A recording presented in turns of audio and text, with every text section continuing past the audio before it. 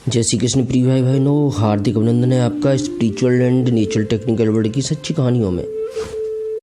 जब किसी भक्त का हृदय प्रभु के प्रेम रस में पूर्णतः रंग जाता है, फिर उसे कुछ और सोचने समझने की आवश्यकता ही नहीं रह जाती। जो भी कुछ होता है सब कुछ प्रभु के आशीर्वाद से सब कुछ भगवनमय हो जाता है। आइए चलते हैं आज की सच्ची कहानी पर, जो है भक्त पीपा जी की। इनका जन्म गागरोन गढ़ में हुआ था। अपने प्रदेश के शक्तिशाली राजाओं में से वे एक थे।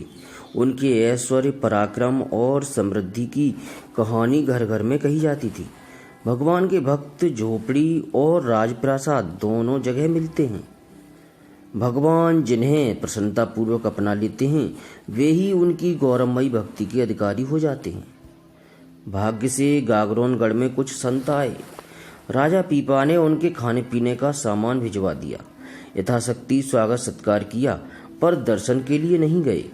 संतों को राजा के इस विचित्र व्यवहार से बड़ा आश्चर्य हुआ। उन्होंने भगवान से पीपा जी के बुद्धि सुधार की प्रार्थना की। संतों की वाणी खाली किस प्रकार जा सकती थी।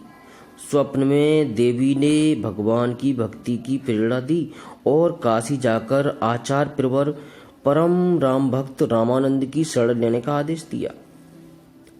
आधी रात बीत चुकी थी। राजा को एक पल के लिए भी कल न पड़ी। मुख्य दरवाजा खोलकर उन्होंने महामाया के मंदिर की ओर पैर बढ़ा दिए। पहरे पर सैनिक जाग उठे। राजा कभी इतनी रात को मंदिर में नहीं जाते थे। सारे नगर में हलचल मच गई। राजा ने महामाया की चढ़ धूली ली। पीपा जी काशी आ पहुंचे। भगवान विश्वनाथ की राजधानी के सात्विक वैभव ने उन्हें जो मानसिक शांति दी वह पहले कभी नहीं मिली थी। उन्होंने गंगा जी में स्नान किया। हृदय गुरु दर्शन के लिए पूर्ण रूप से उत्सुक था। वे रामानंद जी की कुटी पर आ पहुंचे। उन्होंने आचार्य रामानंद जी के दर्शन के लिए आदेश मांगा। स्वामी रामानंद ने कहलवाया कि हम राजाओं से नहीं मिलते। पीपा जी को तो विवेक प्राप्त हो चुका था। संत की निवास भूमि का प्रभाव पड़ चुका था। उन्होंने राजसी वेशभूषा का परित्याग कर दिया। राजा पीपा रंक हो गए, कंगाल हो गए। परीक्षा पूरी नहीं हो पाई। स्वामी जी ने उन्हें कड़ी कसौटी पर कसना चाहा। उन्होंने आज्ञा दी कि कुएं में कूद पड़ो। जिनके पद पंकज पर पीपा जी का मस्तक नत होने के लिए सर्वस्व की बाजी लगा चुका था, उनकी आज्ञा की अवहेलना होती ही किस तरह।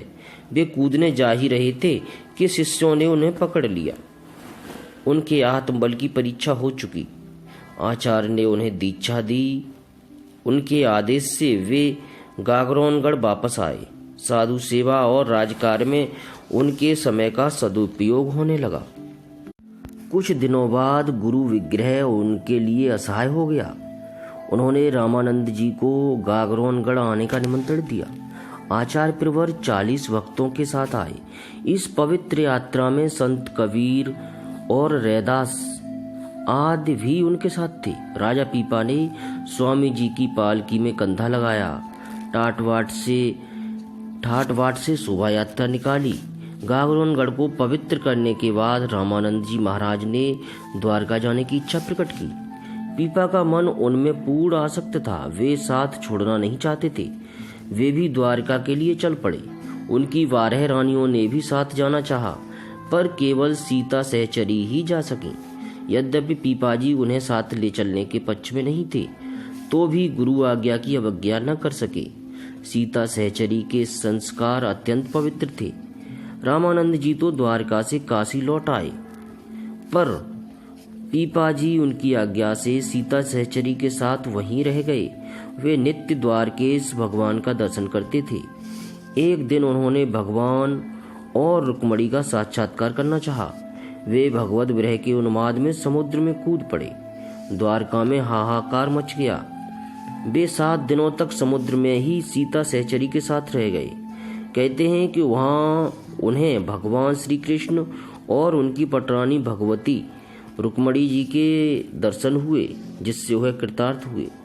भगवान की अलौकिक महिमा, कृपा तथा भगवत वत्सलता ने भक्त की इच्छा पूर्ण की। वे भगवान की छाप लेकर 7 दिनों के बाद निकल आए। द्वारकावासियों ने देखा कि उनके वस्त्र तक नहीं भीगे थे। भक्तजनों ने उनकी चढ़ धूली ली, मस्तक पर चढ़ाकर जन्म सफल कर लिया। पीपा जी ने मंदिर के पुजारी को भगवान की छाप दी। उन्होंने कहा, जिसका इससे स्पर्श होगा वह भवसागर के पार उतर जाएगा। एक बार वे चीघड़ भक्त से मिले। दोनों भक्तराज थे। चीघड़ भक्त दरिद्र थे, पर उन्होंने पीपाजी और सीता सहचरी का अच्छी तरह स्वागत सत्कार किया।